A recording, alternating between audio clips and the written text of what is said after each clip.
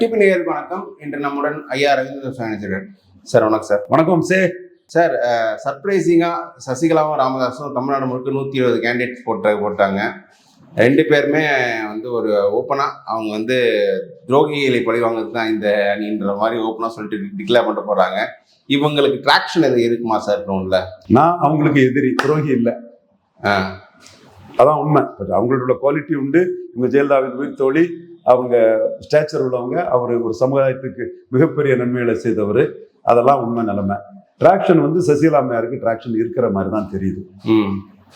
ஐயா வந்து பிரச்சாரத்துக்கு போனார், உடல்நிலை சரியில்லை, அதனால அவருக்கு ட்ராக்ஷன் வந்து ஆன்டி டிஎம்கே ட்ராக்ஷனுங்கும் போது அந்த இது அவர் அந்த இடத்துக்குள்ள கோட்டை விட்டுட்டாரு தான் நான் பார்க்குறேன். அவரோட முதல் தவறை அன்புமணியை வந்து ஸ்டாலினுக்கு எதிராக ப்ரொஜெக்ட் பண்ணியிருக்க கூடாது. அது தப்பான ஒரு வீகம். அன்னைக்கு கலைஞர் முதல்வராக இருக்கும்போது அப்போ அந்த ஓட்டை வந்து ஆன்டி ஸ்டாலின் ஓட்டுங்கிற ஆகும்போது ஸ்டாலினை கூட்டணிக்கு வேண்டாம். இன்னைக்கு போல்றாரு ஐயாவோட இது அதெல்லாம் அறிக்கை விடுறாரு, எல்லாம் விசாரிக்கிறாரு, அது வேற விஷயம். கூட்டணி அரசியல்ல வேண்டான்ட்டாருன்னு சொல்லும்போது அந்த இடம் டாக்டருக்கு பார்கெனிங் அடிபட்டு போச்சு. ஆன்டி ஸ்டாலின் பண்ண அன்புமணி, கடுமையாக பண்ண அன்புமணியா எடப்பாடி கையில் எடுத்து 18+1 கொடுத்துட்டாரு. ஆக்சுவலாக இவங்க பிரியாமல் இருந்தாங்கன்னா 10 வச்சு 5 வச்சு எடப்பாடி விளையாட்டு காட்டியிருக்கலாம். அது அப்போ தான் அந்த ஏசி ரூம் ஆளாக்களுக்கு தெரிஞ்சிருக்கும். சூழல் பிரியாமல் போயிட்டாங்க, பிரிஞ்சுட்டாங்க, அல்லது 35 சீட்டாவது வாங்கியிருக்கலாம். அப்போ அந்த வெயிட்டேஜ் தெரிஞ்சிருக்கும். இப்போ 2 வரல பெரியவர் அன்புமணின்னு எடப்பாடி முடிவு பண்ணிட்டாரு. எடப்பாடி தான் வன்னியர்கள்ட்ட அதிக ஓட்ட வச்சிருக்கிறார். அதுதான் இங்க முக்கியமான இது. மற்ற எல்லா ஜாதிகிட்டையும் அடி வாங்கின எடப்பாடி வன்னியர்கள்ட்ட அதிக ஓட்ட வாங்கி வச்சிருக்கிறார். அது அன்புமணிக்கு பூஸ்ட் ஆயிடுச்சு. இந்த இடம் ராமதாஸுக்கு சிக்கலான இடம். ஆனா தேவர்கள்ட்ட எடப்பாடி அடி வாங்கியிருக்கிறார். சுத்தமா தேவர்கள்ட்ட ஓட்டு இல்லை. திருநெல்வேலியில் 8 விழுக்காடு ஓட்டுல தேவர் ஓட்டு ரொம்ப கம்மியா தான் இருக்கும். இந்த 9 விழுக்காடு நெல்லை ஓட்டுலையும் தேவர் ஓட்டு இருக்காது. 13 விழுக்காடு இங்க ஓட்டுலையும் தேவர் ஓட்டு இருக்காது. தேவர் ஓட்டு ஜெயலலிதா எடப்பாடிக்கு ரொம்ப கம்மி. அப்போ என்டிஏக்கு போன தேவர் ஓட்டை சசிகலா அம்மையாரால பிடிச்சு நிறுத்த முடியும். என்டிஏக்கு ஒரு 3.5 விழுக்காடு, 18ல் ஒரு 3.5 விழுக்காடு ஓட்டு வர தேவர் ஓட்டு இருக்குதுக்கா நான் கணிக்கிறேன். ஒரு அப்ராக்சிமேட்டா தான் அந்த ஓட்டு வந்து எடப்பாடிக்கு டிரான்ஸ்ஃபர் ஆகிறதுக்கு எடப்பாடி வந்து டிடிவியை நம்புறாரு. அது சசிகலா எதிர் ஆகும்போது அந்த 3.5 ஓட்டுல பெரும்பகுதி டிரான்ஸ்ஃபர் ஆகாது. சசிகலாவே ஒரு குறிப்பிடத்தக்க அளவு எடுத்துடலாம். என்டிஏக்குள்ள ஒரு 4 விழுக்காடு வன்னியர் ஓட்டு இருக்கும். 4.3 டாக்டரை எடுத்தாரு. ஸோ 4 வச்சிருங்க. அவர் கொஞ்சம் டிரான்ஸ்ஃபரும் பண்ணியிருப்பார்ல மற்ற கட்சிகளுக்கு. ஒரு 4 வச்சு சொல்லுவாங்க ரவுண்டா. இந்த 4 விழுக்காடு ஓட்டுல 3 விழுக்காடு ஓட்டு வர அன்புமணி ரூட்ல எடப்பாடிக்கு டிரான்ஸ்ஃபர் ஆயிடும். இங்க தினகரன் ரூட்ல டிரான்ஸ்ஃபர் ஆகாது. ஏன்னா இது எதிர் திசையில இருக்குது, அது ஆதரவு திசையில இருக்குது. அது 10.5 கொடுத்ததை ஆதரிக்கிற ஜாதி, இது 10.5 கொடுக்கறத எதிர்த்த ஜாதி. இதெல்லாம் எவ்வளவு டீப்பா பார்க்க மாட்டான். நாம மற்றவன் அவன் விருப்பத்துக்கு ஒரு ஆய்வு பண்ணாம என்னத்தையான்னு சொல்லிட்டு போவான். நம்ம ஆய்வு பண்ணி தான் எதுவும் சொல்றோம். நமக்கு நோக்கம் இருக்கு.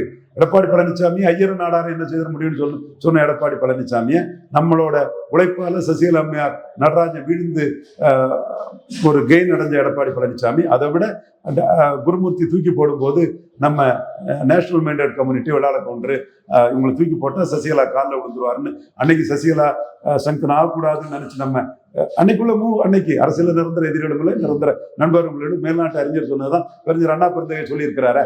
அந்த இடத்துக்குள்ள நம்ம காப்பாற்றி விட்ட பிறகு ஐயர் நாடார் என்ன செய்ய முடியும்னு கேட்ட எடப்பாடிக்கு எதிராட்டு நம்ம இன்னைக்குள்ள அரசியல் களத்தை நம்ம ஸ்ட்ராட்டஜைஸ் பண்ணி எந்தெந்த இடத்துக்குள்ள எப்படி பண்ண முடியுமோ அவ்வளவும் நம்ம பலத்தை காட்டிட்டு இருக்கோம். விஜய்க்கும் சில மோசடித்தனத்தை நம்ம வைத்தாலும் கூட விஜய் எடப்பாடியான்னு சொன்னா வந்து விஜய் எம்ஜிஆர் ஜெயலலிதா பேரை சொல்லி எடப்பாடியை பலையனப்படுத்துறாங்க நம்ம பேசிட்டு தான் இருக்கும்னு சொல்லும்போது இன்னைக்குள்ள சூழ்நிலையில சசிகலா அம்மையார் வந்து எடப்பாடியை பலகீனப்படுத்துறது, அந்த சமூக மக்கள் எடப்பாடி ஒரு தொழிலை ஜெயித்துருவாருன்னு சொன்னா கூட ஜெயிக்க கூடாதுன்னு திமுகவுக்கு ஓட்டை போட்டு எடப்பாடியை தோக்கடிக்கூடிய அளவுக்கு சசிகலாவுக்கு ஒரு இம்பாக்ட் இருக்கு.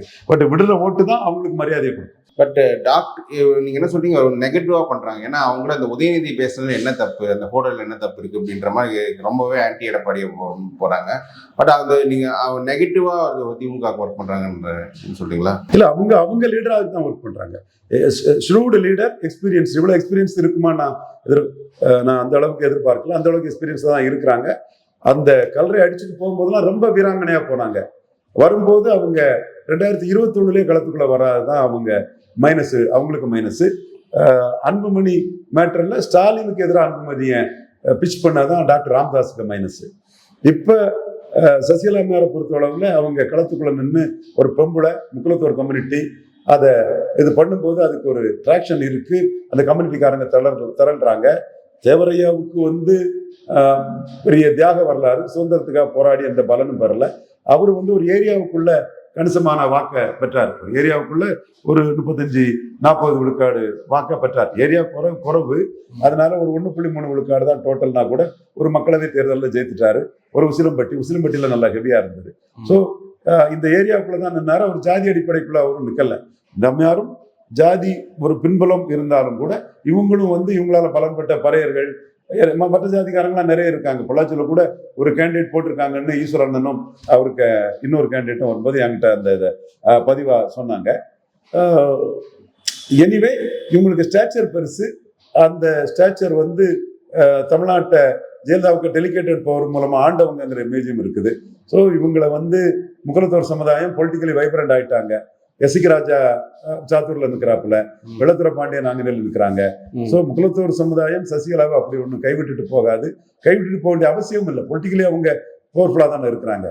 சசிகலா 90 வர்றதுக்கு முன்னாடி இவங்க அரசியல் அதிகாரம் என்ன, வந்த முறை இவங்க அரசியல் அதிகாரம் என்ன, 89 இவங்க என்ன, 84 80 இவங்க என்ன, சசிகலா வந்த முறை இவங்க அதிகாரம் என்ன. சசிகலா தான் முக்குலத்தோரை ஒன்றிணைச்சிருக்கிறாங்க. தேவரையா அந்த ஒன்றிணைக்கக்கூடிய வேலையை பார்க்கல. அவர் அதுக்குள்ள போகல. அவர் ஜாதி கடன் தான் நின்னாரு அந்த இடத்துக்குள்ள.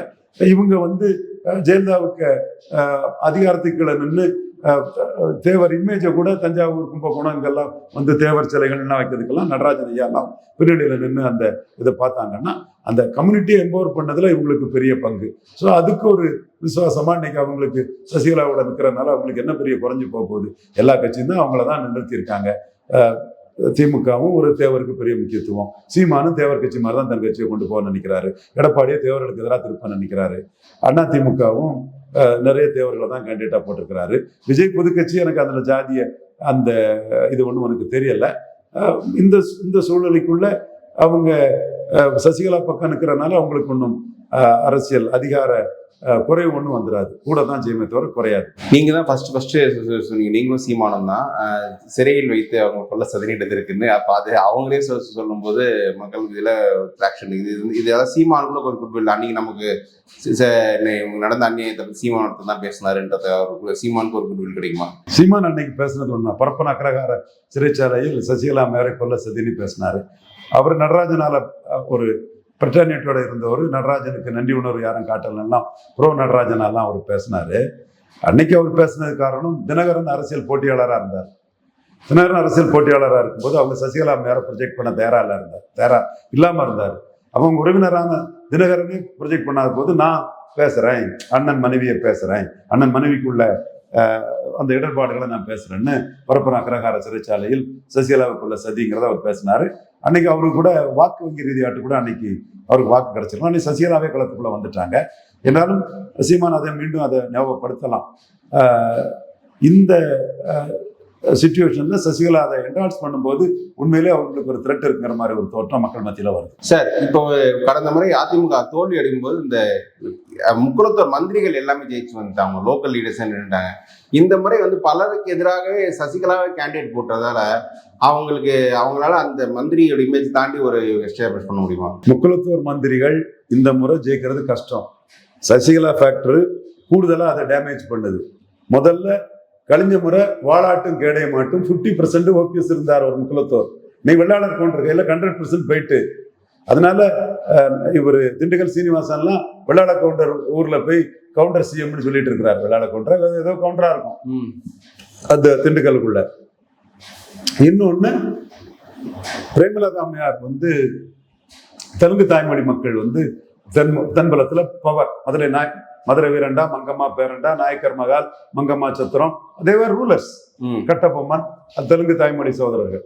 அதுல வந்து பலரும் பல விதமா பார்ப்பாங்க. நாம RSS தானிங்க தொண்டரா இருந்து பார்க்கும்போது முஸ்லிம்கள் இதை வந்து நாயக்கர்கள் தான் தடுத்தார்டா, நீ வந்து மற்ற தரப்பு சொல்றதுல வந்து இருக்கக்கூடாதுன்னா அவர் ஒரு பார்வையில சொல்லுவாங்க. அவங்க வந்து அங்க ஒரு பெரிய சக்திகள் லெவல்ல அவங்க இருக்காங்க. அது பிரேமலதா அம்மையார் திமுக கூட்டணிக்கு போனது அந்த மந்திரிகள் தொகுதியில் உள்ள தெலுங்கு தாய்மொழி மக்கள் ஓட்டையும் அடிக்கும். தேவர் ஓட்டுலேயும் ஒரு சின்ன ட்ரெண்டு ஓபிஎஸ்ஆல உருவாகும். இவர் கே செல்வகுமார் திமுக பக்கம் போனதுல முத்திரையர் ஓட்டுலேயும் ஒரு அடி உள்ளோம். எல்லாத்தையும் தாண்டி சசிகலா அம்மையார் மொத்தமாக வந்து நிற்கும்போது ஒரு பெரிய தாக்கத்தை ஏற்படுத்தும். 2024 சென்ட்ரிக்கா தான் அந்த தொகுதிகளை நீங்க ஆய்வு பண்ணி பார்க்க முடியுமே தவிர 21 சென்ட்ரிக்கா பார்க்கறதுல அர்த்தம் இல்லை. அந்த முகலத்தோ லோக்கல் லீடர்ஸ் இருந்த மற்றவங்களுக்கு எடப்பாடி தலைமையால பிரச்சனை.